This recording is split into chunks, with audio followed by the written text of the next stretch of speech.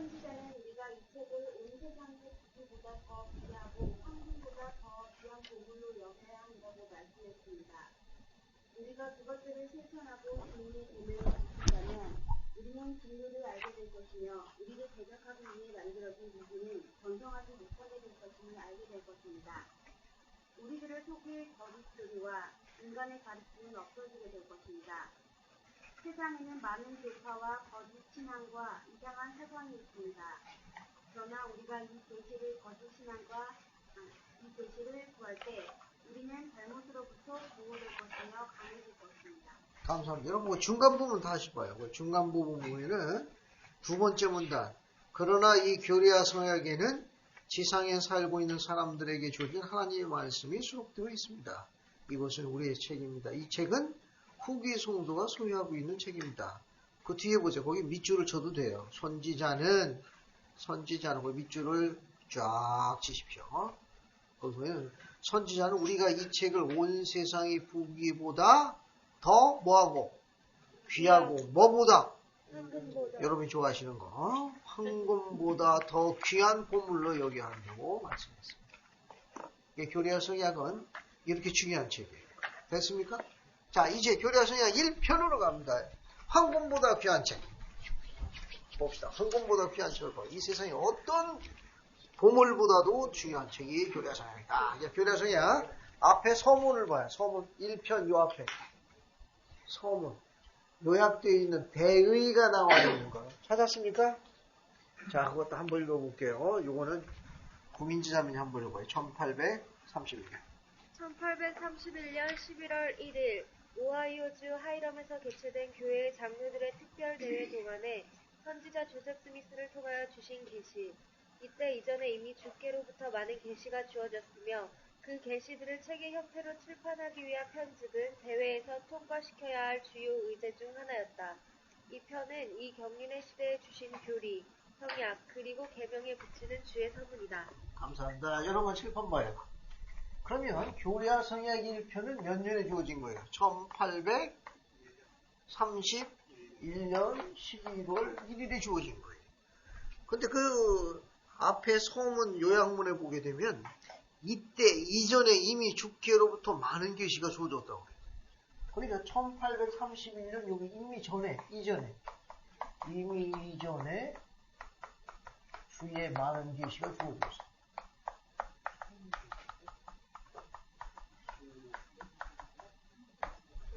몇 편이나 주어졌죠, 대략? 네? 아니, 1831년 11월 이전에 이미 많은 계시가 주어졌는데 대략 몇 편 정도가 주어졌어요. 한 장 앞에 넘겨요. 안 넘기면 내용의 연대순이라는 게 있어요. 찾았어요? 거기 보면 1831년 11월 찾아봐요. 1831월 1편 나와요? 1편. 그 1편 앞에다 밑줄을 쫙 치고 됐어요? 여기 밑줄을 쫙 쳐보라고. 밑줄을 치고 제일 앞에 주어진 계시가 첫 번째 몇 년에 1823년 9월 뉴욕주 맨체스터네요.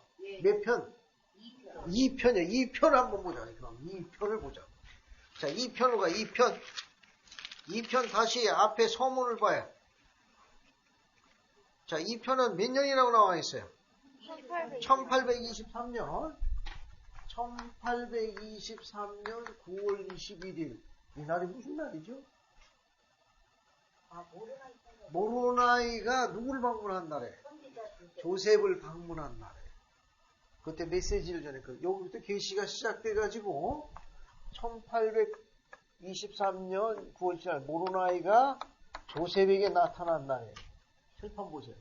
1823년 9월 20일부터 1832년 11월 1일 날 교리와 성약 1편이 주어진 요 중간 텀에 계시가 많이 주어졌다고. 그러면 1800년 9월 20일부터 12월 전까지 계시가 몇 개 주었는데 쉬어봐요. 몇 편이 되나? 쉬어보라고. 이미 많은 계시가 주어졌다고 그랬으니까 쉬어봐요. 몇 개인가 그게.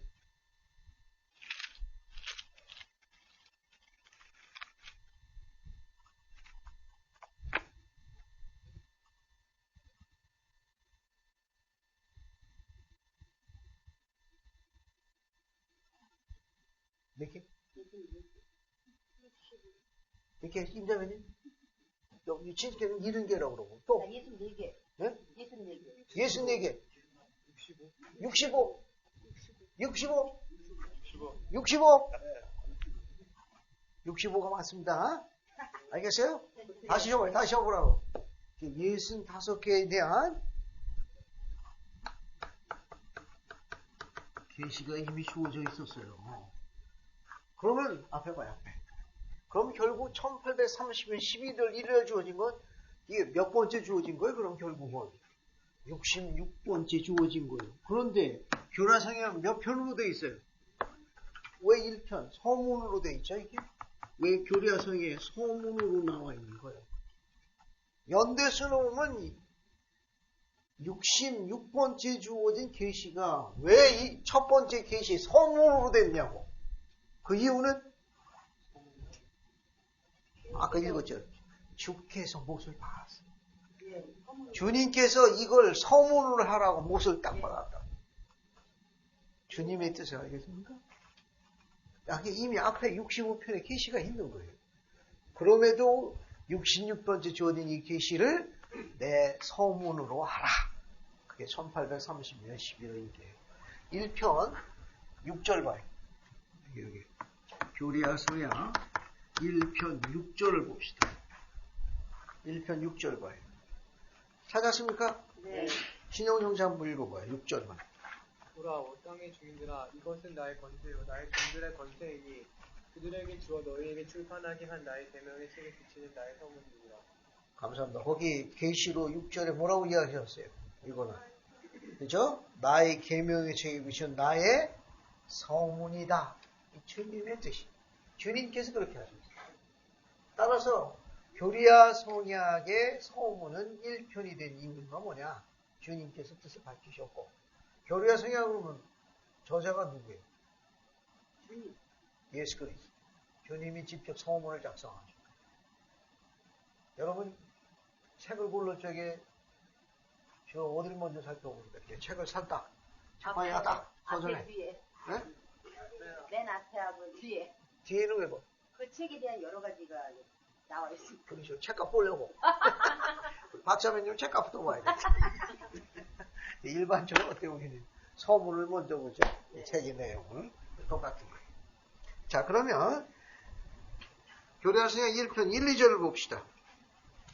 교리하서야 자, 교리하서야 1편 1, 2절은 뭐냐면은 주님께서 지금의 우리들에게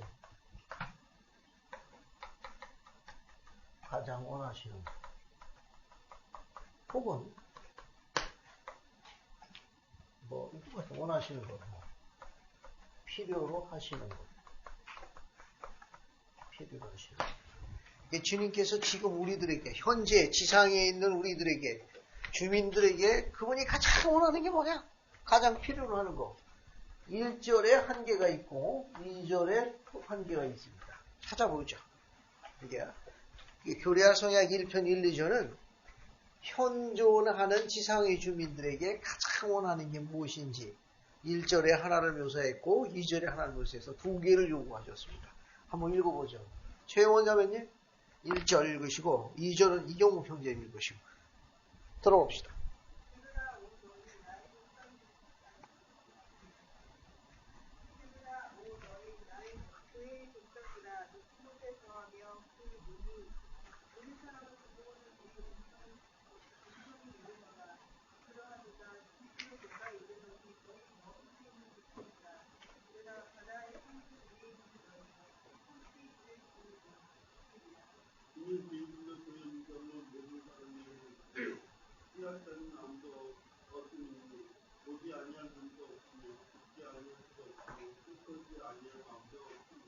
감사합니다. 1절에는 지상에 있는 현존한 주민들에게 주님께서 지금 현재 가장 원하시고 필요로 하신 게 뭐라고 이야기해 줬어요? 무슨 귀? 들을 귀가 필요해요. 들을 귀. 들을 귀. 들을 귀가 필요하다. 그리고 2절에는 주님께서 지금 필요로 한 게 뭐라는 겁니까? 마음이 어떤 마음이에요? 주님께 향하는 마음. 그렇죠. 그렇죠. 여기 뭐 쉽게 설명하면은 하나님께서 명하시는 대로 명하신다. 하나님께서 명하시는 대로 살고자 하는 마음.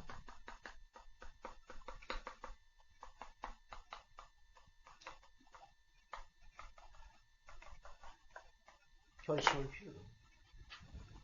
그게 주님께서 가장 원하시는 거지만 결론적으로 얘기하면 어떻게 되는 거예요? 우리가 필요한 거예요. 우리가 하나님께 나아가기 위해서 우리가 필요한 건 뭐냐? 저를 귀하고 하나님께서 명하시는 대로 기꺼이 용감하게 살겠다는 결심이 필요한 거예요. 결국. 현재 주님께서 우리들에게 원하시는 게 뭐냐? 그분의 말씀을 들을 귀입니다.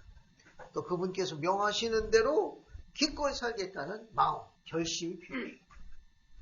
귀하고 결심이 필요해요. 주님께서 원하시는 거니까 결국은 뭐예요, 이건? 우리가 지금 제일 필요한 곳이기도 해요. 우리가 지금 현재 제일 필요한 것도 되는 거예요. 주님의 말씀을 들을 귀.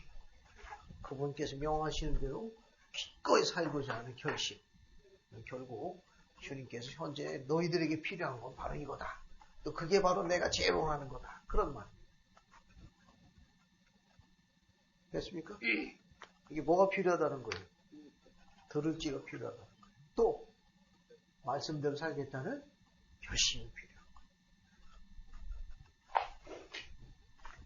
그래서 보통 우리가 그런 얘기 많이 하지 않습니까? 선지자 조셉 스미스가 가르친 거 기억나요?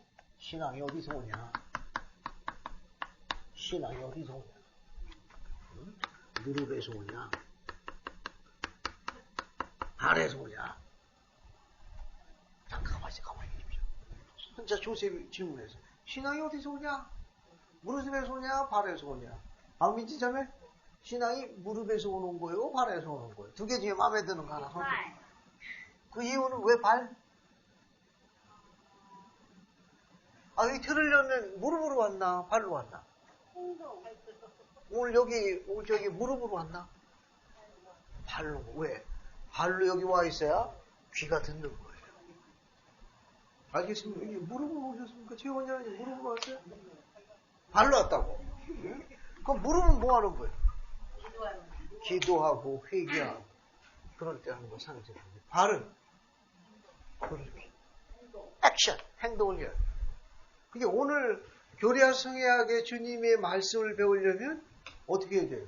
발이로 와야 돼요. 발. 액션이에요. 그건 뭐예요? 발이 왔다는 건 들을 귀가 따라왔다는 거예요. 귀 따로 발 따라요? 그러잖아요. 이 선지자 조셉은 신앙 어디서 오냐? 발에서 온다. 왜? 들을 귀가 따라오고.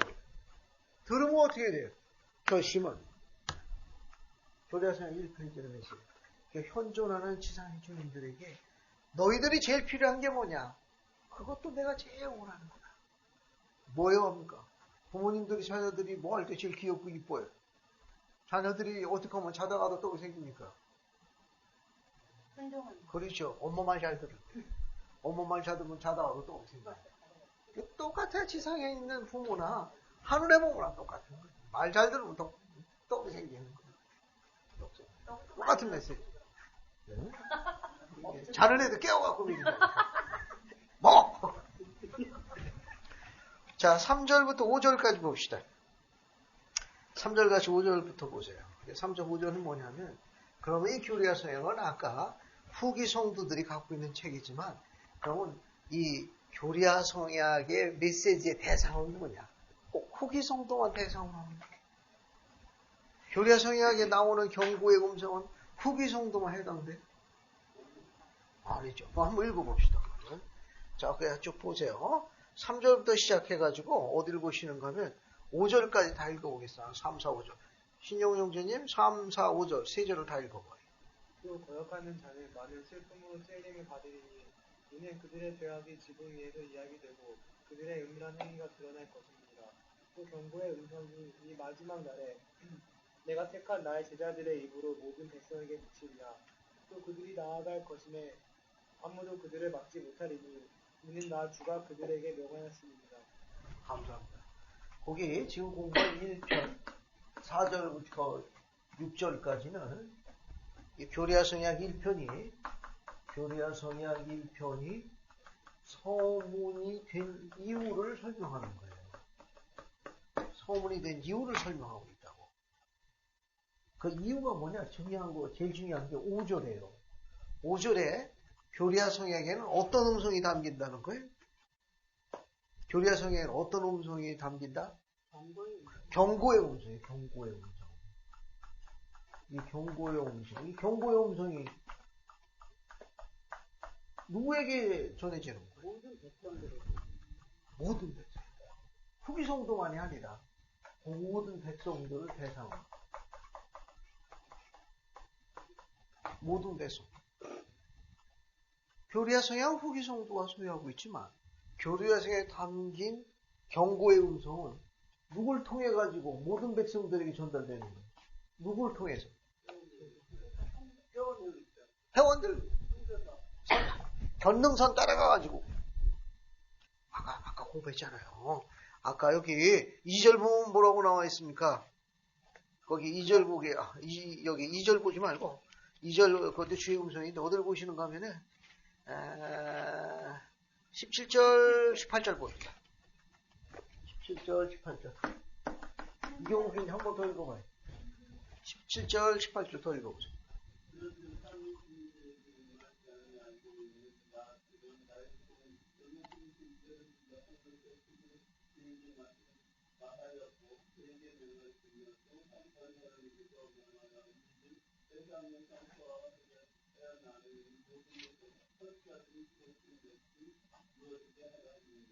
감사합니다.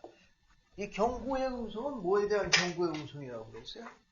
뭐에 관한 경고의 음성이요? 17절에 땅에 임할 재앙. 땅에 임할 재앙. 땅에 임할 재앙을 땅에 재앙이 임할 걸 주께서 이미 아시기 때문에 이 백성들이 뭐 하도록 대비하도록 누구에게 음성을 전해준다는 거예요. 누구를 매체로 해서? 선지자를 통해 가지고 대비하도록 메시지를 전한다고. 그러니까 이 지상에 재앙이 임하기 때문에 그 재앙을 미리 뭐 하도록? 대비하도록, 미리 예비하도록 선지자를 통해서 메시지를 전하겠다. 그 재앙 때문에 무슨 음성이 되는 거예요? 경고의 음성. 경고 음성. 다시 앞에 봐요. 다시 앞으로 넘어갑시다. 다시 앞에 봐요. 자, 12, 13절 봅시다. 다시 봐요. 왜 땅에 재앙이 많으냐? 1편 12, 13절. 박희정 선생님 한번 읽어봐요. 12, 13절. 너희는 대비하라. 너희는 장차 임할 일을 대비하라. 이는 주께서 가까우심이니라. 또 주의 분노가 불붙고 그의 검이 하늘에서 씻기웠은즉 땅의 주민 위에 떨어지리라. 감사합니다. 됐어요. 거기까지만. 12, 13절. 여러분 거기 12절 첫 줄에 뭐가 나와 있습니까? 너희는 대비하라. 뭐 때문에? 아까 17절에 뭐라고 이야기했어요? 땅에 임할 재앙 때문에 뭐하라? 대비하라. 이 대비하라는 말은 예비하라 그런 거고 프리페어라는 말. 프리페어 뜻이 뭐예요? 세훈이 프리페어 뜻 준비하다. 예비하다.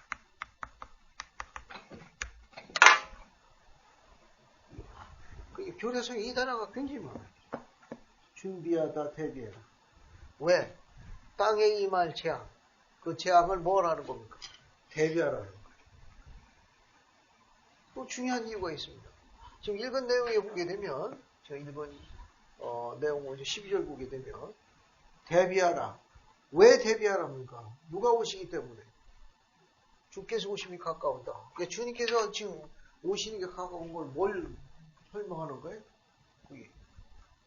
거기 주가 가까우십니다.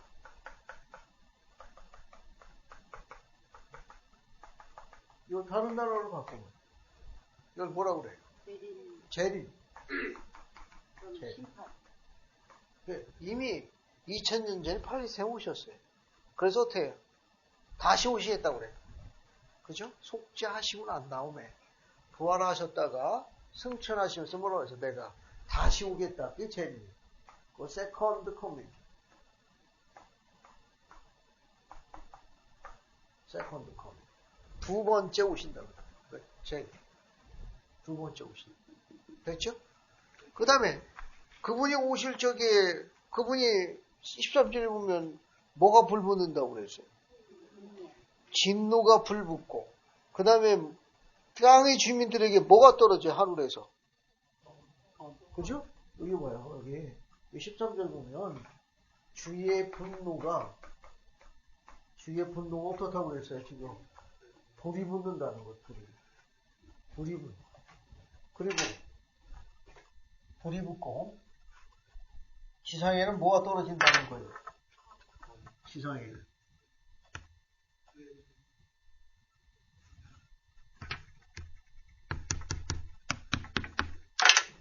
검이 떨어져. 무슨 검이라고 되어 있어? 주의 검.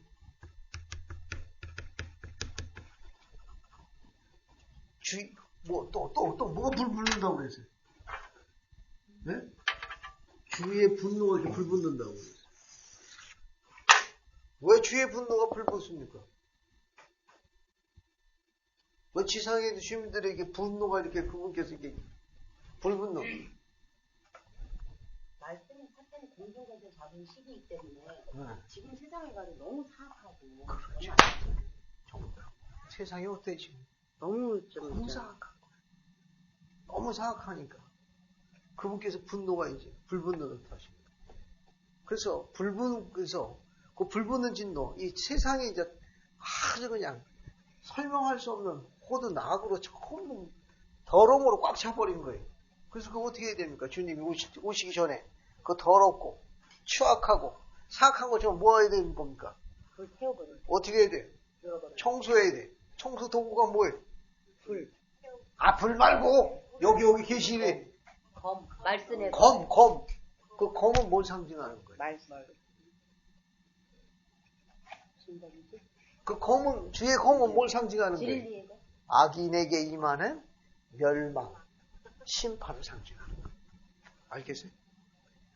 주님께서 진노하셔가지고 재림 때 오시기 전에 청소를 하시는데 검으로 하신디야. 이거 저거 좋아. 그럼 우리 갑옷 입고 다녀야 되네. 이건 상징적인 표현이에요. 주의 검. 이건 뭐냐 하면은 사악한 자들에게 임할 멸망과 심판을 상징하는 것. 주의 검입니다. 사악한 자들에게 임할 멸망, 혹은 파멸 다 좋아요. 혹은 거기에 임하는 심판 이런 걸 상징하는 것. 자, 그 다음에 이제 다시 앞으로 와요.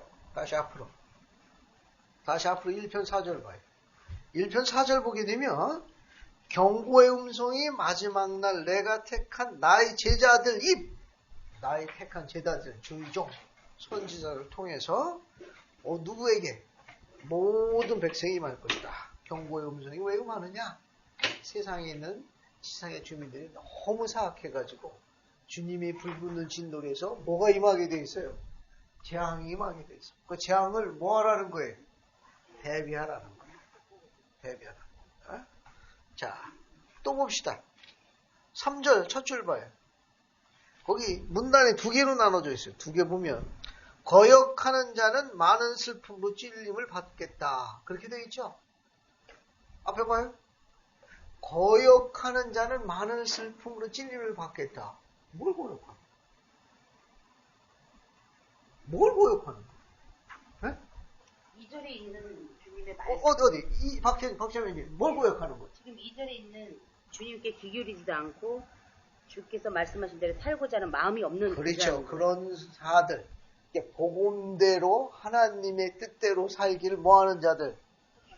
거절하는 자는 궁극적으로 어떻게 된다는 거예요?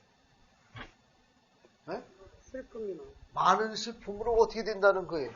마음이 상처가 받아. 찔려. 자, 앞에 봐요. 이럴수록 어떻게 해야 돼요? 예? 쥐어 짜는 거 아니에요? 이거는? 아니. 쥐어짜다니. 그 마른 수건도 너무 쥐어짜면 어떻게 돼, 나중에? 수건이 찢어지는 겨. 자, 앞에 보세요. 이게 뭐냐면, 많은 슬픔으로 찔린다고 그랬으니까, 많은 슬픔으로 찔린다고 그랬네. 행복한 거예요? 아니죠. 안 행복한 거예요.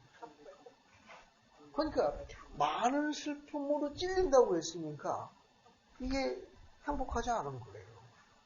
근데 이게 고역하는 자들은 하나님 뜻대로 사는 사람들이 아니거든. 그러면 하나님 뜻대로 생활하지 않는 사람들은 많은 슬픔을 찔린다고 했으니까 행복하지 않은 거예요. 그러면 우리가 언제 행복한 거예요? 우리는 언제 행복하다고요? 여러분 언제 행복할까요? 생각해봐요. 나는 언제 행복한 거예요? 전도연님. 계명에 순종하고. 그때 마음이 편하죠. 그럼 계명에 순종하고 마음이 편해요. 그죠? 자, 진리가 우리를 어떻게 한다고 그랬어요? 자, 안식일날 예배당에 와 있어야 되는데 이 핑계 저 핑계에서 하는 데가 있으면 영혼이 어때요? 불편해. 그러면 어때? 벌써 성도가 된 거예요. 근데 주일날 교회하는 다른 데 갔다 화평하면은 좀 문제가 좀 있는 거야. 아직 성도가 안 된 거예요. 그러면서 또 다른 사람한테 또 적용하죠. 너무 좋아. 각 한 번씩 빠져야 돼. 그렇게 종용하면 안 되는 거야. 그러니까 성도가 됐다는 건 뭐냐? 율법 안에서 평강을 누리는 거예요.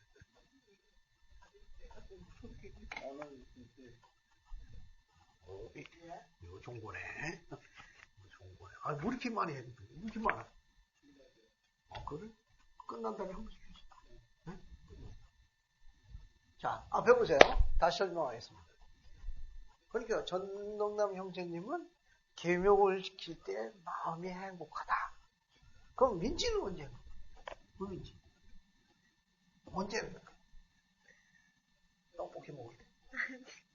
그럼. 내가 행복하다고 할 때 언제 행복한 걸 느껴봤냐고. 찬송가 부를 때. 그렇죠. 찬송가 부를 때. 찬송가 부르면 그 찬송가로부터 뭘 느끼는 거예요?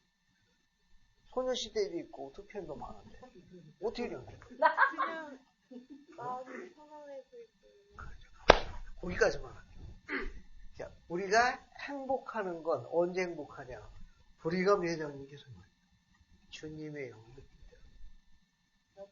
때. 주님의 영을 느낄 때 세상적으로는 위로받지 못하는 상황임에도 불구하고 행복하다는 거예요. 그러니까 세상 것으로 볼 적에는 행복할 이유가 없는 사람이에요. 그러니까 세상 것으로는 위로받지 못하는 사람이기 때문에 그 사람은 행복하면 안 되는 사람이에요. 그런데도 행복해 하거든. 이유가 뭐냐? 주님의 영. 그러니까 주님의 영을 느낄 적에 우리가 행복함을 느낀다고 해요. 그러니까 거역하는 자들은 복음대로 생활하지 않으니까 주님의 영이 그들과 함께하지 않으니까 궁극에는 행복하지 않은 거예요. 슬픔으로 찔린다는 것은 세상은 그런 행복을 제공해주지 않는다. 그런 거예요. 우리가 거역하는 자는 많은 슬픔으로 찔린다는 건 뭐냐면 살면 살수록 별로 행복하지 않은 거예요. 세상적인 그런 것들이 쌓이면 쌓일수록 만족감에서는 행복감이 있어야 되는데 오히려 어떻다는 거예요? 공허하다는 거예요. 그냥 공허하고 괜히 외롭고 그냥 뭐 설명할 수 없는 만족감이 없는 거예요. 하지만 복음은 안 그렇다는 거예요.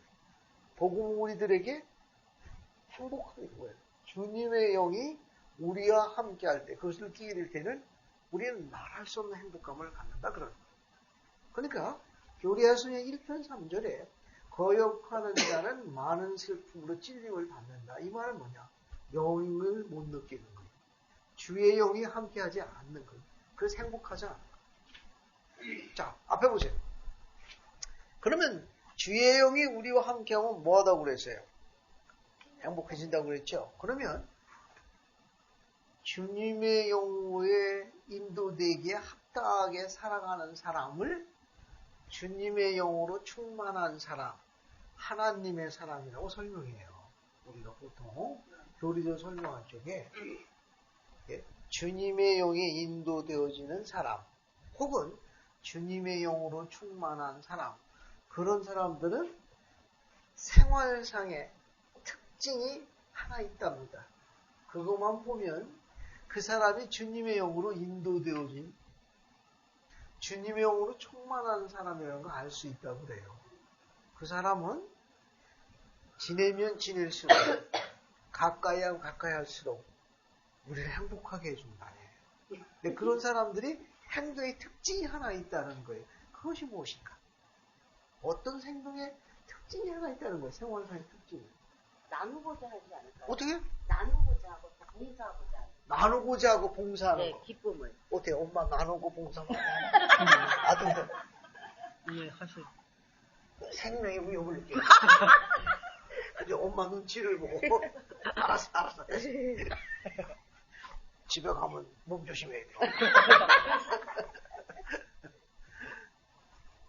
여러분 물목령에 베냐민이 가르친 게 하나 있습니다. 네. 모사야서 4장을 봅시다.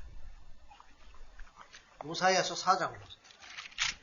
모사야서 4장 어딜 보시는가 하면 4장 13절을 박 회장님이 한번 읽어주세요. 4장 13절만. 또 너희는 서로 상하게 하려는 마음을 갖지 않을 것이요 오히려 평화롭게 살려면 각 사람에게 그에게 당연한 것을 돌리고자 하는 마음을 갖게 해주리라. 감사합니다.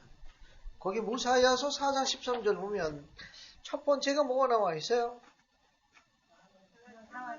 너희는 서로 상하게 하려는 마음을 갖지 아니할 것이며 그렇게 되어 있죠. 근데 이 단어는 12절과 관련이 있습니다. 12절 한번 읽어볼게요. 임성규 자님 12절 한번 읽어주십시오.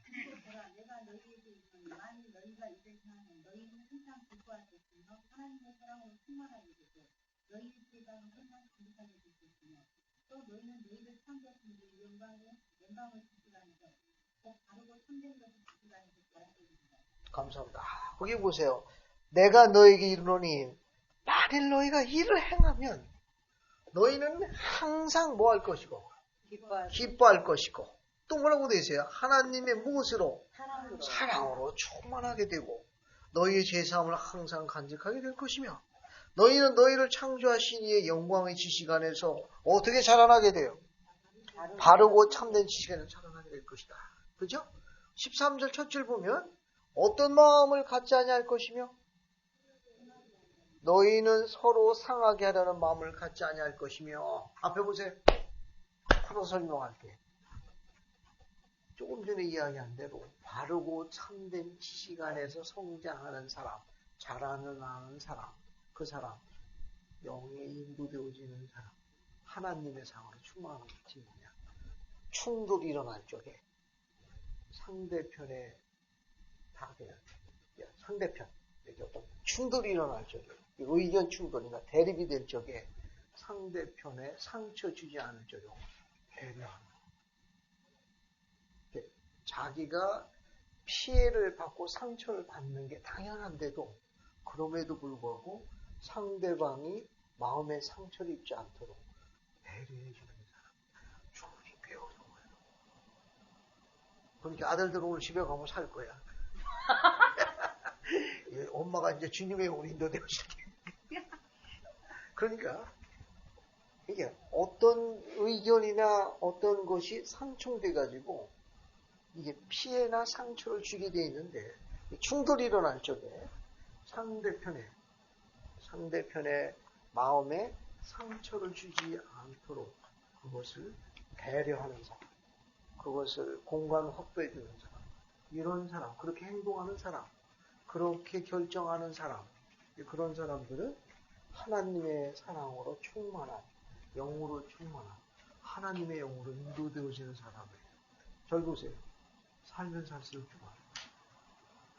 가까이 하면 할수록 좋아. 지내면 지낼수록 좋아할 수밖에 없어요. 시간이 흐르면 흐를수록 그 사람은 알면 알수록 좋아할 수밖에 없어요. 왜? 편안하게 해줍니다. 오늘 유인물 자료에 재미있는 자료가 하나 있습니다. 육신의 팔에 기대지 마십시오. 이 유인물 자료 있죠? 네. 세 번째 페이지를 보세요. 세 번째 쪽 3페이지 봤습니까? 봤어요? 자, 그러면 스펜서 W. 킴볼 회장님이 영이 느끼기 위한 걸 가르치신 내용이 있는데 이거 한번 읽어봅시다. 전동현 원장님 그거 한번 읽어보세요. 우리는 모임을 가질 때나 집에서 아침 저녁으로 기도할 때나 또한 침실에서 매일 밤 여러분을 위하여 기도합니다. 우리는 여러분이 스스로 순결하게 집에 나갈 수 있도록 여러분을 위하여 기도합니다. 깨끗함이란 처음부터 끝까지 깨끗한 것을 의미합니다. 아약, 음주, 흡연, 천박한 외설물 등과 같이 이 세상에 우리를 향해 밀려 들어오는 온갖 추악한 것으로부터 벗어날 수 있도록 기도합니다. 이 모든 것은 참여할 필요가 없는 것입니다. 여러분은 그런 것에 스스로 빠져들어서는 안 됩니다. 하나님의 전신 갑주를 입으십시오. 개인 및 가족 기도와 가족 예배에 정성껏 참여하십시오. 안식일을 거룩하게 지키십시오. 제 말씀을 엄격하게 지키며 사십시오. 가족에 대한 모든 의무를 정성껏 이행하십시오. 무엇보다도 자신의 인생을 거룩하지 못하고 불순한 모든 생각과 행동으로부터 벗어나 깨끗한 생활을 해나가십시오. 우리를 위하여 설정한 높고 의로운 표준을 훼손하고 비하시키는 교제를 피하십시오. 그리하면 여러분의 인생은 평탄한 항해를 계속하게 될 것이며 화평과 기쁨에 둘러싸인 생활을 하게 될 것입니다. 감사합니다. 스펜서 W. 킴볼. 그 밑에 것도 읽어보겠습니다. 제임스 탈메지 장로는 다음과 같이 말한 적이 있다. 찾았습니까? 거기 문장이 두 문장이 있죠. 누구든지 찾았어요? 누구든지부터 들어가게 될 것이다까지 박자와 리듬을 맞춰 같이 읽겠습니다. 요령을 아시죠? 시작하면 같이 읽는 겁니다. 그 두 문장을. 준비됐나요? 자, 시작하면 같이 읽습니다. 자, 시작. 누구든지 그의 행동이 그곳에서 편안함을 느낄 수 있게 되었을 때 그의 왕국의 가장 높은 곳에 들어가게 될 것이다. 감사합니다. 앞에 보세요. 절 보세요. 절 보세요. 절 보세요. 누구든지 자신의 행동 다른 사람과의 관계에 있어 자기와 있을 적에 그 사람이 나로 인해 가지고 해의 왕국의 편안함을 느낄 수 있도록 행동해야 해의 왕국 가는 거예요. 아시겠어요? 뭐 맨날 해의 왕국 간다고 기도만 하고 돈 안 하고 뭐해. 열심히 싸우고 자기가 언제 아무 소용 없어요.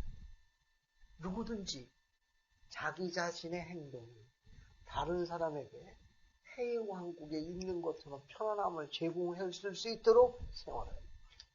그래 해의 왕국 가는 거예요. 좀 어렵죠. 그렇게 하니까 이거 선지자가 이렇게 하라고 이렇게 이러해야 해의 왕국에 가장 높은 곳에 들어갈게 나. 잘 보세요. 여러분 릴라 이야기 알죠? 릴라 알아요? 밀림의 고릴라. 밀림의 고릴라. 할 일 없는 과학자가 그 릴라, 밀림에 있는 고릴라를 잡아다고 최신식 현대식 아파트에다 집어넣었다네. 근데 그 릴라가 어떻게 됐어요? 화병이 나서 죽어버렸다네. 화병이 나가지고 안 편한 거야. 릴라는 어디 가야 돼? 밀림에 가야 돼. 자연 그대로. 우리가 지상에서 그런데 훈련이 안 되면 예비되지 않으면 해영하고 못 겨. 거기서 될 수가 없어. 거기서 어떻게 해야 돼? 해왕국 들어가라고 그러면 전 릴라가 될래요. 이렇게 하는 수밖에 없어. 화병 나서 해왕국에서 못 사는 거야. 짜증나서 못 사. 이건 여러분께 편하게 설명하는 말이고 탈미자님 말씀은 굉장히 재미있어요. 누구든지 그의 행동이 거기 나와 있는 대로 그곳에서의 편함을 느끼시게 되었을 때 이제 자신의 행동이나 생각이나 배려가 다른 사람이 나로 인해 가지고 내 행동, 말 모든 걸 통해 가지고 해의 왕국의 편안함을 느끼게 될 때 우리가 해의 왕국의 가장 높은 곳에 들어가면 아무것도 안 없는 거예요. 어때요? 우리 개개인 하나가 전능하신 분께서 인간 하나하나가 전능자 보시기에 그 인간의 가치가 심히 크다고 한 거 이해하겠어요? 종교교원에 오기 전에 교직에 있었습니다. 그래도 여고에 있을 때가 제일 재밌었어요. 다시 돌아가면 더 잘할 것 같아요. 근데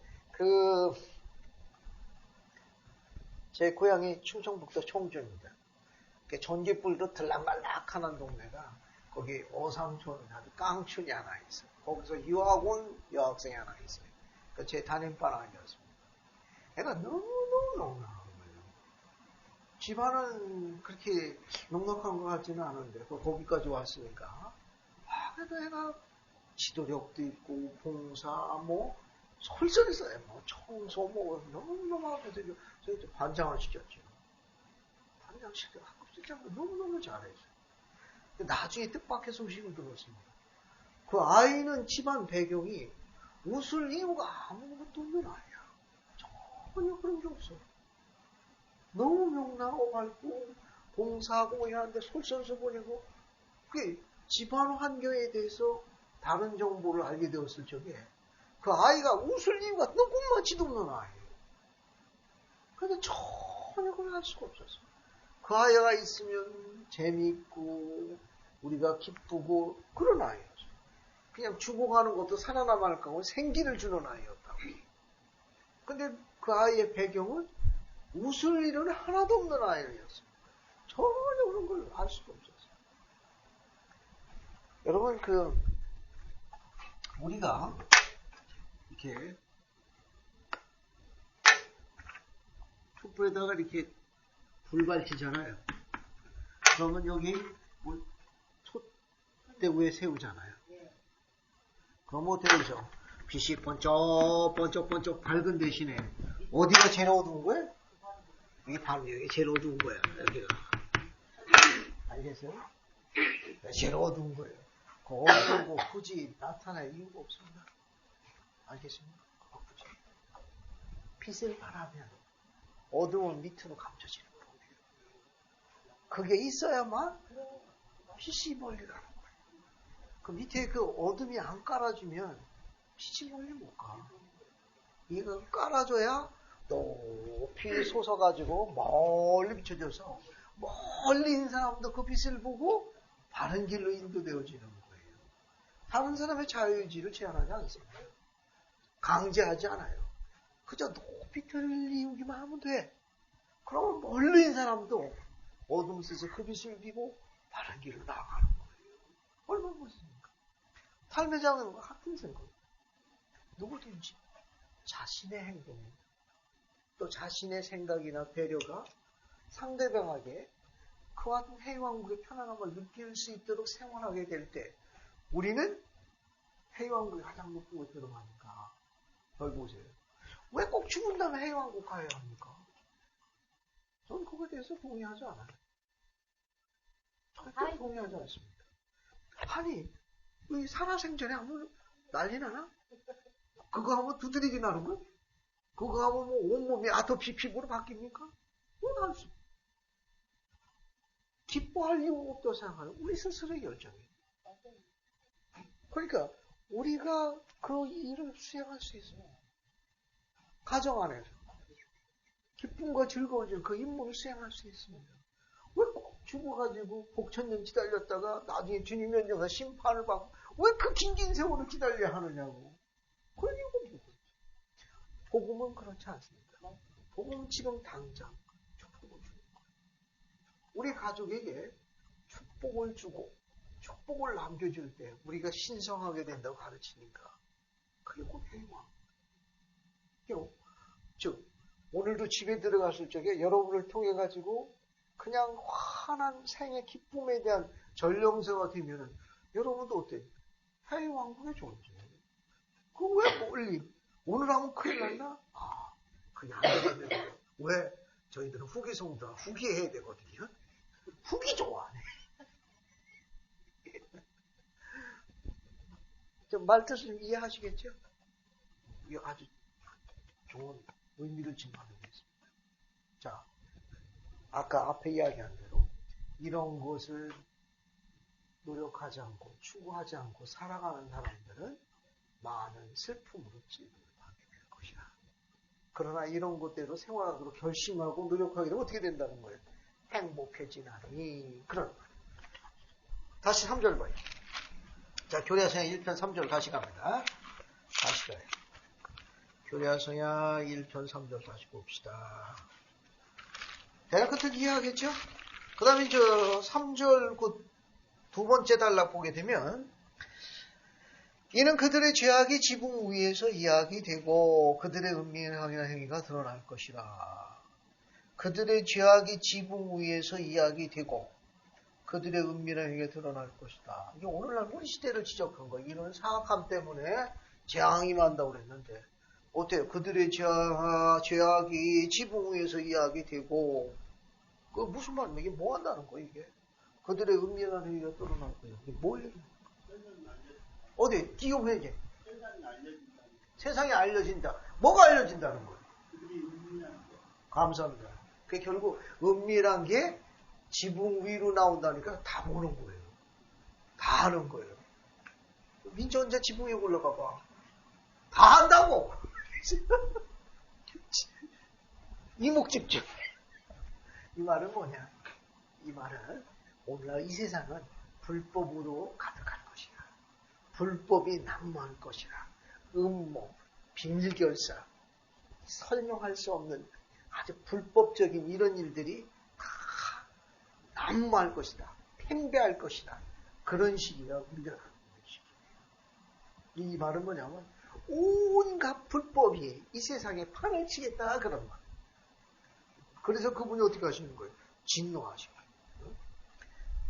자, 그 다음에 뒤로 넘어갑시다. 이제 뒤로 넘어가셔가지고 14절 보세요. 14절. 14절부터 16절까지 한번 읽어보겠습니다. 신영훈 형제 14, 15, 16절 한번 읽어보세요. 또 주의 팔이 드러나는 날이니 주의 음성과 주의 종들의 음성을 제대로 하지 아니하고 선지자들과 사도들의 말씀에 주의를 기울이려 하지 아니하는 자들이 백성 가운데서 끊어버림을 당할 그날이 오는지라. 이는 그들이 나의 의식에서 벗어났으며 나의 영원한 생각을 깨뜨렸습니다. 그들은 주의 의를 세우기 위하여 주를 구하지 아니하고 모든 사람이 자기 자신의 길로 또 자기 자신의 신의 형상을 따라 걷나니 그 형상은 세상의 모습이요 그 실체는 우상의 것이니 점점 낡아져 바벨론 곧 무너질 대바빌론에서 멸망하리라. 감사합니다. 여러분 거기 14절에 보면 뭐가 드러난다고 돼 있어요? 주의 팔이 드러난다. 주의 팔이 드러난다. 그 주의 팔은 무슨 뜻이에요? 주의 팔은 뭘 상징하는 뜻입니까? 네? 권능. 어떤 권능이에요?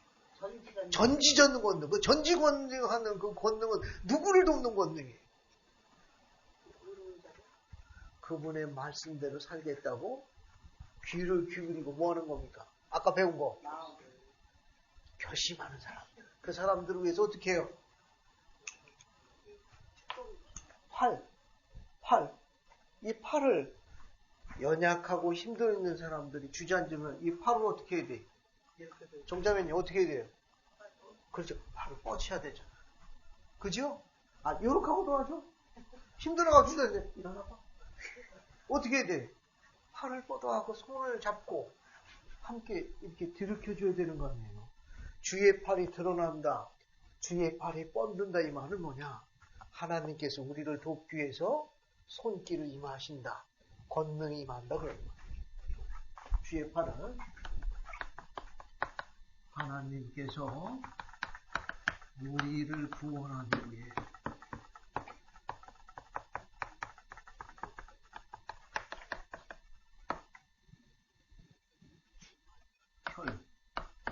펼치시는 크신 권능을 이룬 great power를 이 팔이라는 건 이게 드러난다 이 말은 팔을 이제 뻗치시겠다. 왜?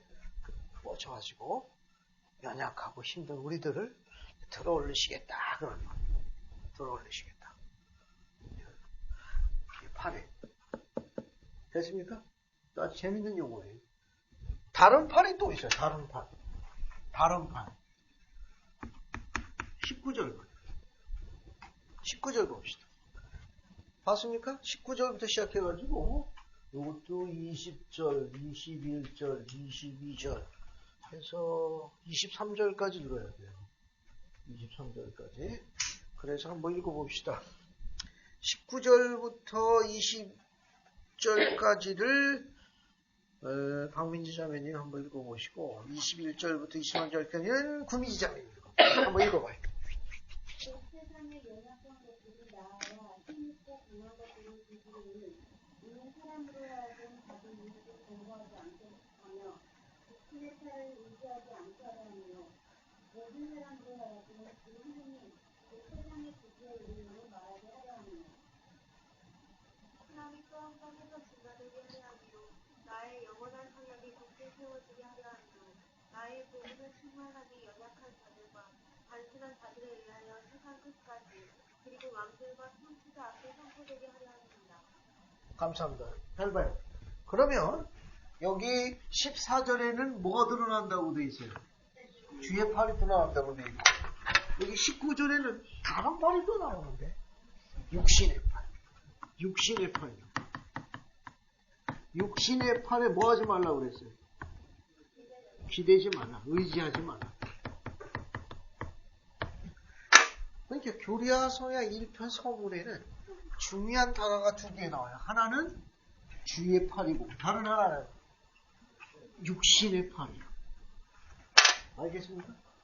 그러니까 우리가 갖고 있는 교리학 서문에 주의 팔과 육신의 팔이 나와요. 주의 팔은 하나님께서 우리를 뭐하기 위해서 구원, lift up, 들어 올리기 위해서 펼치시는 권능을 이야기하는 거고 그럼 육신의 팔은 뭘 상징하는 거야?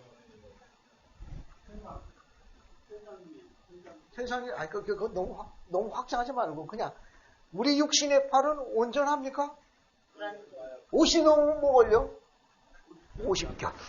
걸려야 돼. 불안전하다는 거야. 불안전. 그죠? 여기 뭐 늘어났네, 뭐 어쩌네 해가지고. 그죠? 나이 들어보면 합니다. 나이 들어보면. 50 넘으면. 잠잘 때 이렇게 가면 아파가지고. 팔을 못 들고 간다. 이걸 머리에 하는 거야. 이거는 우리 인간의 연약함.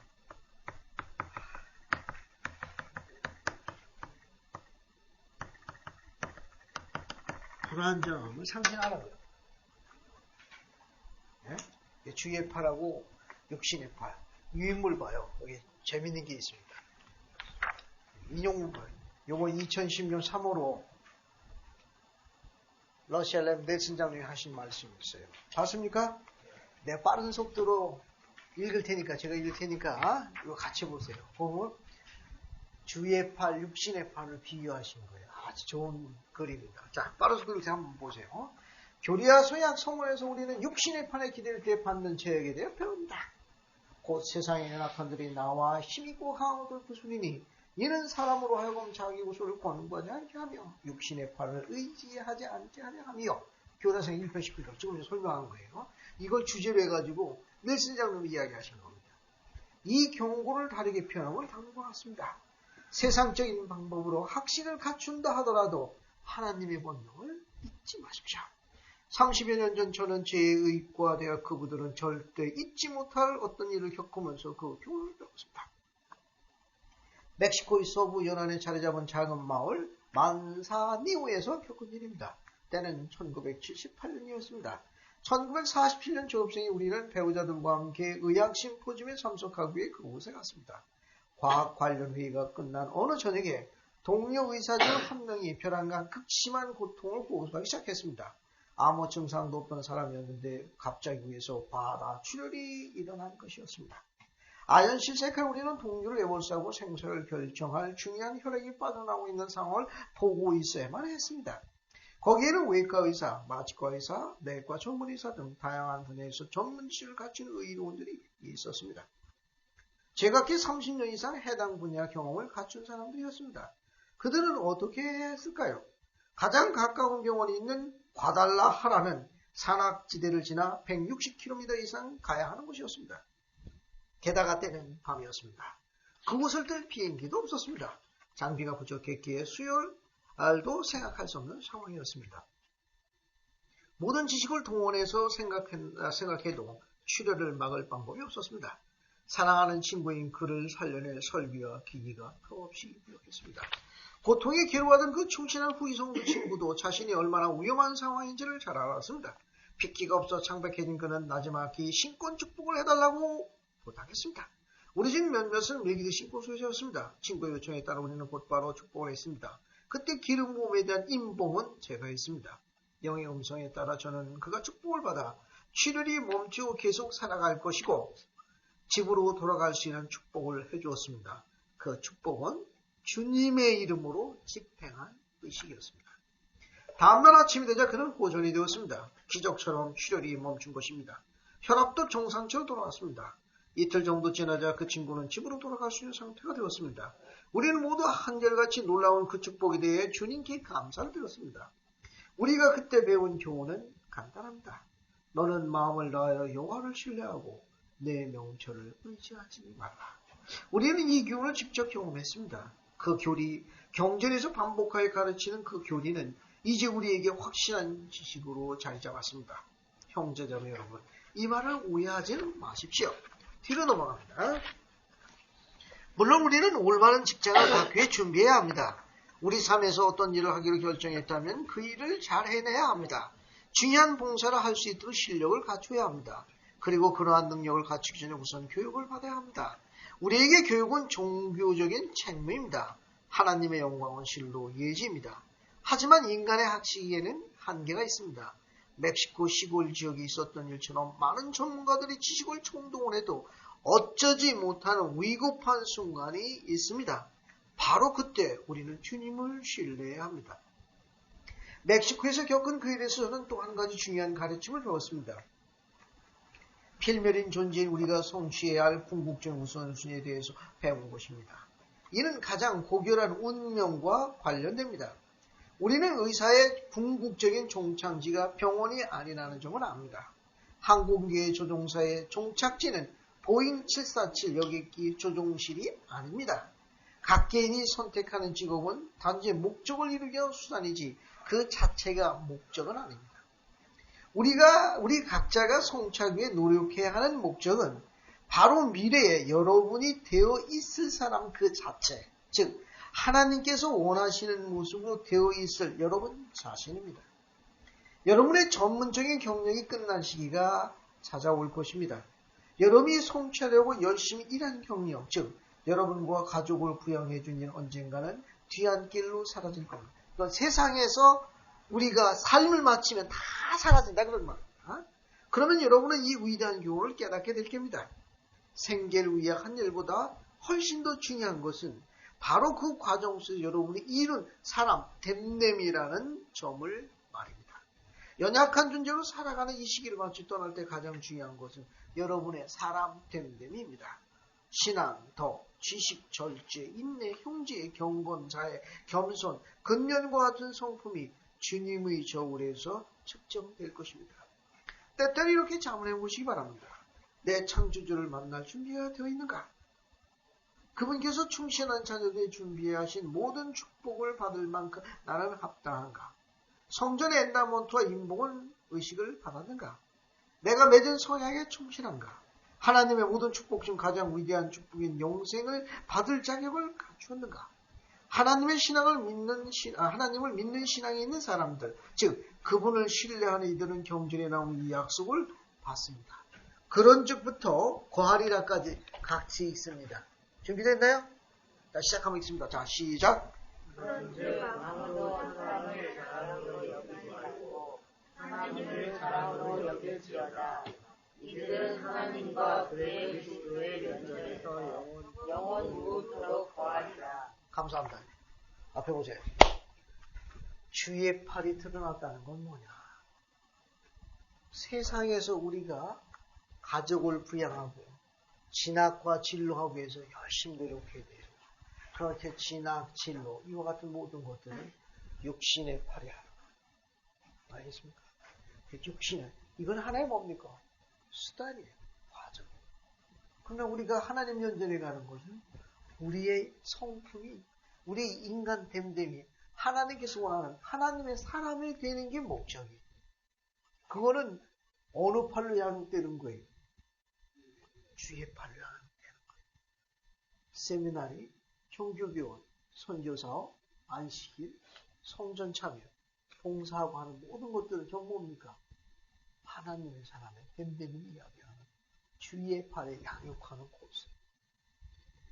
우리가 이제 여기 있는 구민지, 박민지, 민지가 많아 좋아요. 결혼해서 이제 자녀를 낳게 되면 어때요? 우리 사무실에 이옥순 자녀가 있습니다. 늦은 나이에 아기를 낳아가지고 아기가 낮과 밤이 바뀌었다네. 7시간 안 왔더니 팔이 떨어져 나갔다. 그래도 어떻게 해요? 자기 자녀니까. 근데 어떻게 7시간 지나니까 팔을 못 쓰니까 할 수 있는 이제 풀어놓은 거예요. 팔이 떨어져 나가요. 육신의 팔에 불안정한. 근데 주님의 팔은 어때? 현세에서도 민지를 꼭 안고 해왕국에서도 꼭 안고 그게 주님이에요. 그 주님의 팔에 드러났다는 말은 뭐냐? 주님의 팔에 의지될 수 있도록 그분께서 프로그램을 마련하셨다고. 그 세미나리도 마찬가지. 주님의 팔로 향된 프로그램. 종교관도 마찬가지. 몰목용 매일 읽고 가족 기도하고 가정 예방하는 전부 다 주의 팔로 향된. 그걸 통해 가지고 어떻게 돼요? 하나님의 남자로, 하나님의 여자로 주님의 팔로 양육되는 과정을 이야기해요. 이해하시겠습니까? 그게 교리와 성약의 서물. 서물이 되는 거예요. 자, 다시 또 봅시다. 또 봐요. 다시 어딜 보시는가 하면은 14절 보세요. 14절. 다시 천천히 하나씩 봅시다. 14절 보시면은 주의 팔이 드러나니라. 주의 음성과 그 중의 음성을 들으려 하지 아니하고 선지자들과 사도들의 말씀에 주의를 기울여 하지 아니하는 자들이 백성들 가운데 어떻게 됩니까? 끊어져요. 절단도 떨어져. 그러니까 이 말은 뭐냐? 주의 팔이라는 건 하나님의 말씀과 관련이 있다는 거예요. 주의 팔이 드러나고 주의 팔이 펼치신다는 말은 하나님의 말씀과 관련이 있다는 거예요. 주의 팔이 드러나는데 어떻게 드러나느냐? 우리가 하나님의 말씀에 따라서 생활해요. 노력해요. 그래서 14절에는 주의 음성과 주님의 종의 음성을 들으려 하는 자들, 선지자들과 사도의 말씀에 주의를 기울이는 자들은 주님의 팔로 양육되는 사람들을 언급하는 거예요. 됐습니까? 자, 그 다음에 15절 보세요. 주님께서 진노하신 이유가 또 있습니다. 15절에 뭐가 나와 있는가 한번 보세요. 15절에. 맞습니까? 15절에. 거기 보면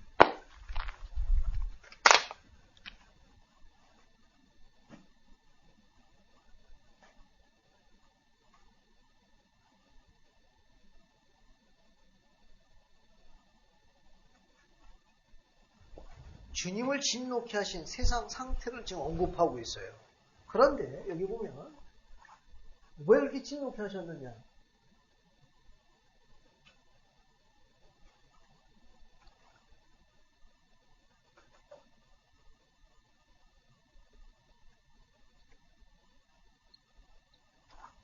하나님께 되돌아갈 수 있도록 마련된 두 가지 경로가 있습니다. 알겠어요? 하나님께 되돌아갈 수 있도록.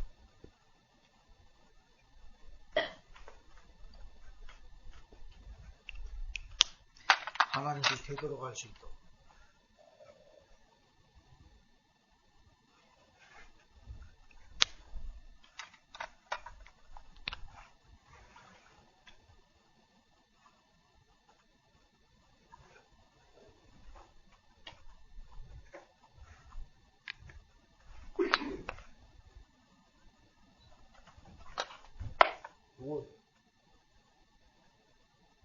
땅 떨어져. 알겠어요? 하나님 계신 여기까지 하면 요 곱고 좁은 길로 가야 돼. 됐어요? 요거는 담이요, 담. 높은 담이요. 그래서 여기는 인간들이 있는 거. 알겠어요? 구민지, 신승훈, 박민지. 알겠어요? 여기 세훈이, 재호, 이경욱 형제.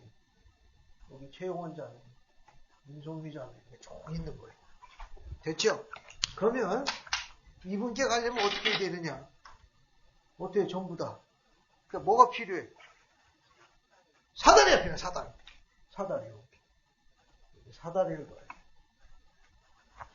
사다리를 넣어요. 최영원 자매가 갖다 놓고. 여기 이공욱 형제가 갖다 놓고.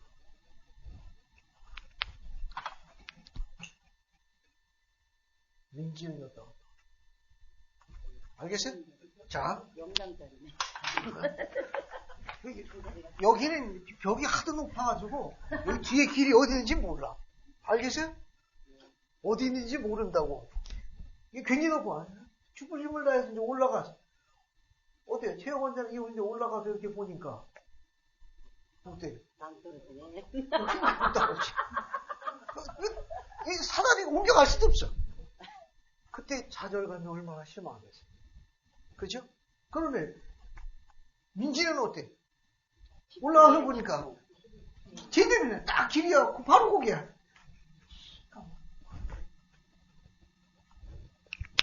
근데 교수님 저 사다리가 잘못됐어요. 가다가 저쪽 길로 가야지 왜 그쪽 길만 가? 지금 여기는 뒤를 볼 수가 없어요. 예, 내가 잘못한 뒤를 볼 수가 없는 거예요. 자, 앞에 보세요. 앞에 보세요. 집에 가서 게시판도. 집에 가서. 자, 여기 봐요. 사다리가 제각기도에 있죠?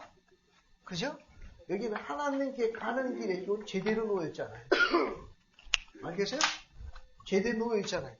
이처럼 하나님과의 관계를 분명하게, 보다 분명하게 정립해주는 단계를 의식이라고 해요. 하나님께 되돌아가는 경로가 두 가지예요. 하나는 의식이고, 하나는 소명. 의식을 받아야만 정위치에 가는 거예요. 그래야 신뢰받고, 알겠어요? 성신을 은사를 받고, 엔다먼트 받고, 영원한 결혼하고 해서 여기 가야 이 복고조국의 직선으로 들어가는 거예요. 그걸 안 하게 되면 엉뚱한데 사다리 놓은 거와 똑같아요. 올라와서는 다시 처음부터 못 시작해요. 알겠어요? 시간이 지났습니다. 여기 가가지고서 나 새로 할래요. 나 지상에 다시 갈래요. 그게 안 된다 그거예요. 물려주세요. 안 된다 그거예요. 네. 됐죠? 그러니까 이 의식이라는 건 뭐냐? 하나님과의 관계를 보다 분명하고 명확하게 확립해주는, 즉 혹은 정립해주는 단계, 이 단계를 의식이라고 해요. 이게 의식을 받아야만 그분께 가는 이 곱고 좁은 길, 그 행로에 정확하게 정립이 돼요. 그래서 저분이 하나님인데 우리가 뭐가 돼? 우리가 이분이 하나님이 되시고 의식을 받아야만 되고, 우리가 뭐가 되느냐? 그분의 백성이 되는 거예요. 그분의 백성, 그분의 자녀가 되는 거예요. 이렇게 하도록 그분이 뭘 보여준다는 거예요? 주의 팔을 뻗어서 펼쳐주신다, 그런 거예요. 여기 올라가다 힘들면 이렇게 좀 거들어 주겠죠. 온다, 제대로 왔다, 잘하고 있고, 이렇게 도와주신다. 의식이라는 건 하나님과의 관계를 보다 분명하고 명확하게 확립, 정립해주는 단계를 의식이라고 해요. 그래서 침례받고, 우리가 엔다먼트 받고, 그 다음에 영원한 결혼하고, 이 모든 거는 하나님께 관계를 확실하게 해주는 그런 여정을 나타내는 거예요. 근데 의식이 얼마나 중요한지 알겠어요? 의식이. 또 하나 더 볼 수 있어요. 또 의식을 받는다는 건 뭐를 의미하는가 하면, 의식을 받는다는 건, 의식을 받는다는 것은 의식을 받는다는 것은 이 지상의 삶을 사는 동안 내 뜻을 뒤로 미루고 주님의 뜻을 따르겠다는 행동의 징표예요. 의식을 받는다는 건 이 지상을 사는 동안에 내 뜻을 뒤로 미루고 하나님 뜻을 받들어 모시겠습니다 라는 결심의 표지입니다. 그래야만 침례받고, 그래야만 엔더만프 받고, 그래야만 손줘서 나가고, 그래야만 영원한 결혼하고. 지상에서의 내 뜻을 뭐하는 거예요?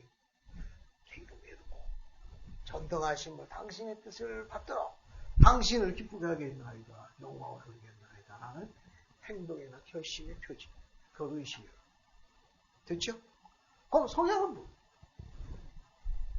성향은 하나님께 되돌아가는 경로지 하나. 성향은 뭘 갖고 성향이라고? 어떤 약속? 그냥 약속? 내가 그거를 지키겠다는 그런 약속. 성스러운 약속, 거룩한 약속. 설명에 감사드립니다.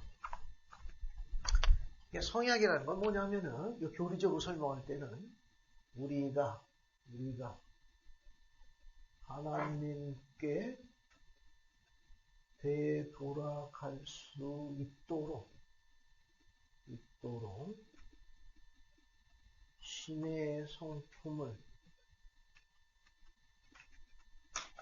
쌓도록 마련된 수단을 성향이라고 해요. 성향이라는 거. 우리가 누구한테 되돌아가는 거예요? 누구께? 하나님께 되돌아가도록 신의 성품을 쌓도록 마련된 수단이 뭐예요? 성향이에요. 됐죠? 성향. 침례 성향. 또 어떤 성향이 있어요? 침례 성향. 또 어떤 성향이 있어요? 성찬 성향. 그게 똑같은 거예요. 그 침례 성향, 성찬 성향은 어떤 성향이에요? 내용이 뭘로 구성되어 있습니까? 세 가지 구성되어 있어요.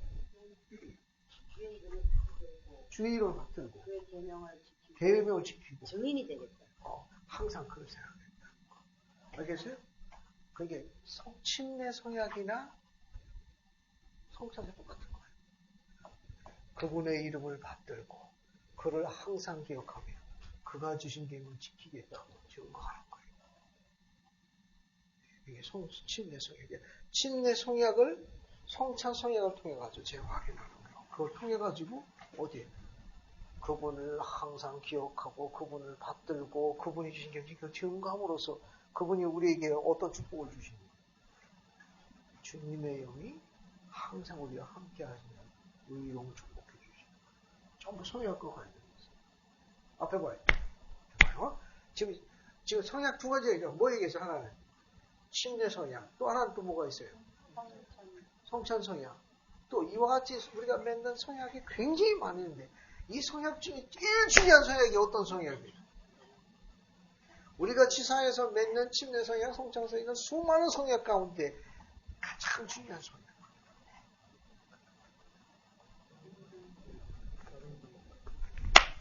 수제자입니다.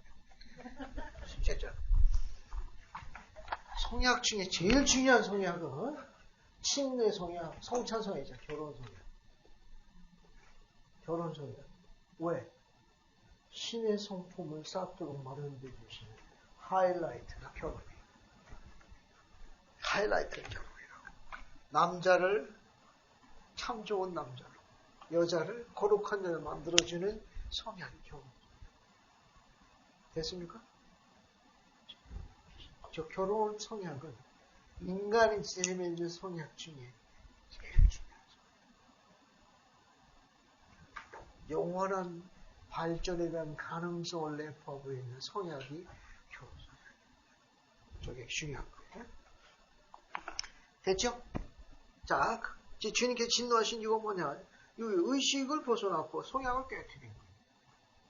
그래서 이제 오늘날 문제가 생긴 겁니다. 됐습니까? 자, 그렇게 보시고, 자, 그 다음에 이제 16절 하나 더 봅시다. 16절 봤어요? 16절, 여기 보면, 이 16절은 또 주님께서 진노하신 다른 세상의 상태를 언급했는데, 보세요. 주의 의를 세우기 위해 주를 구하지 아니하고, 모든 사람이 자기 자신의 길로, 또 자기 자신의 신의 형상을 따라 건다니, 그 형상은 뭐의 모습이요? 세상의 모습이요. 그 실체는 뭐라고 그랬어요? 우상의 것이니. 점점 낡아져 바벨론, 곧 무너질 바벨론처럼 멸망할 것이야. 자, 주님을 진노케 하신 세상의 상태, 뭡니까? 의식을 벗어나고, 성약을 깨트리는 것 말고, 또 뭐가 있어요? 또 세상의, 오늘날의 세상의 모습이라고 지적했습니다. 그죠? 어때요? 주의 의를 세우지 아니하고 또 주의 길을 따르지도 않고. 그러니까 하나님은 어떻게 돼요? 사라져버리고 누구 하나님 생겼어요? 사람이 하나님. 그걸 다른 단어로 뭐라고 그러죠? 세상의 모습. 이걸 결과적으로 어떻게 된다고 그랬어요? 대바벨론처럼. 이 바벨론이 고대 제국입니다. 오늘날 바벨론 국가 있나요? 어떻게 되세요? 그 바벨론이라는 전 세계에 어떤 그 대제국이 지금은 멸망했잖아요. 세상의 모습은 궁극적으로 어떻게 되는 겁니까? 멸망한다. 우상을 섭니다.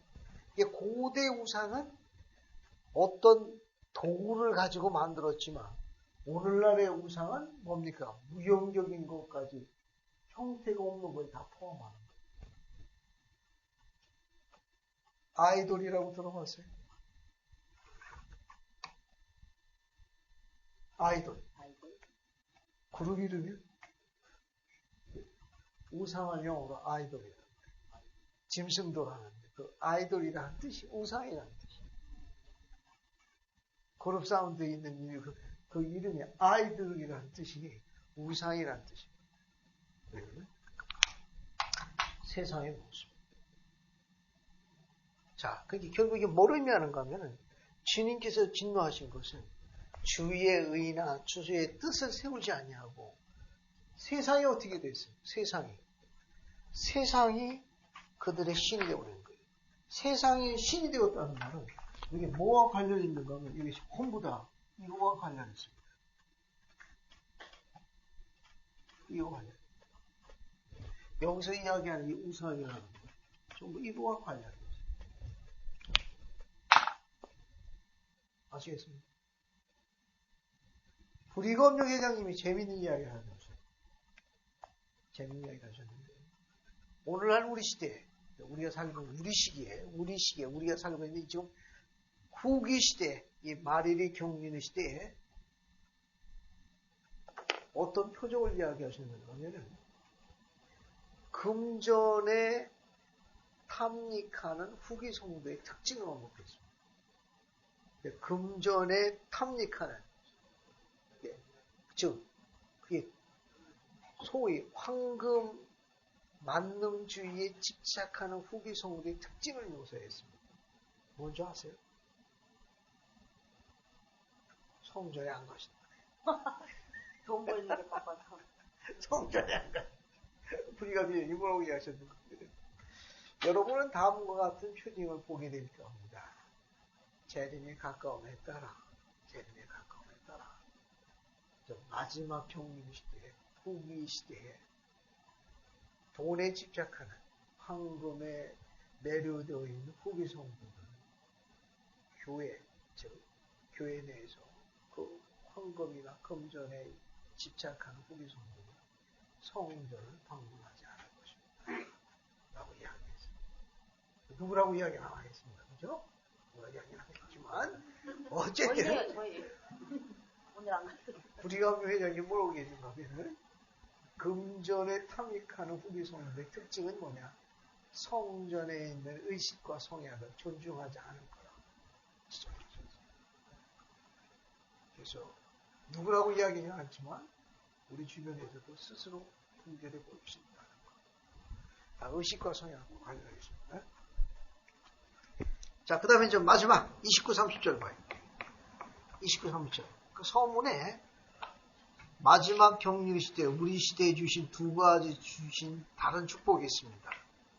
29절 보세요. 맨 마지막 보면 몰몬경을 번역할 수 있는 능력을 가지게 할 것이요. 우리 시대의 다른 축복 중 하나가 뭡니까? 몰몬경의 출현이. 서문에 나와 있는 이 특별한 책을 사랑해야 합니다. 몰몬경 29절 보면 몰몬경을 번역하는 능력을 갖게 할 것이요. 몰몬경의 출현을 약속하였습니다. 30절 또 이 여러 계명을 받은 자들이 이 교회의 기초를 놓으며 온 지면 위에 유일한 참되고 살아있는 교회를 희미한 데서 그리고 캄캄한 데 이끌어나게 권능을 가지게 하려니 나주는 이 교회를 매우 기쁘게 한다. 뭐가 또 출현하는 거예요? 몰몬경 말고 몰몬경의 출현도 있고 우리 시대의 축복이에요. 저렇게 제한만 있느냐? 그게 아니고 몰몬경의 출현. 또 뭐가 출현돼? 하나님의 교회, 참된 교회의 출현이. 즉 교회가 출현하기 위해서는 앞에 뭐가 회복돼야 돼? 그렇죠. 신권의 권능의 회복과 하나님의 참된 교회의 출현은 우리가 가지고 있는 현세에서 주님께 주시는 축복이에요. 이제 오늘 여기서 정리할게요. 앞에 보세요. 그게 후기 성도 얼마나 축복받은 백성인 줄 알겠습니까? 우리 몰몬경 갖고 있잖아요. 그죠? 또 뭘 갖고 있습니까? 이 땅에 임할 재앙을 뭐 하도록 미리 대비할 수 있는 어떤 책도 갖고 있어요. 그렇죠. 계명의 책임, 교자선도 갖고 있죠. 거기다 또 우리가 어디에 소속되어 있습니까? 참된 교회, 예수 그리스도의 교회에 속해 있지 않습니까? 그래서 하나님께 되돌아가는 뭐가 다 회복됐어요. 교회를 통해 가지고 신권의 권능을 통해 가지고 의식과 성약이 다 우리에게 회복되어 있습니다. 우리가 기뻐할 만한 이유를 갖고 있지 않습니까? 우리가 얼마나 복받은 백성입니까? 주님의 팔이 얼마나 우리에게 미치고 있습니까? 우리는 그거에 대해서 그 축복을 기억할 이유를 갖고 있습니다. 절 보세요.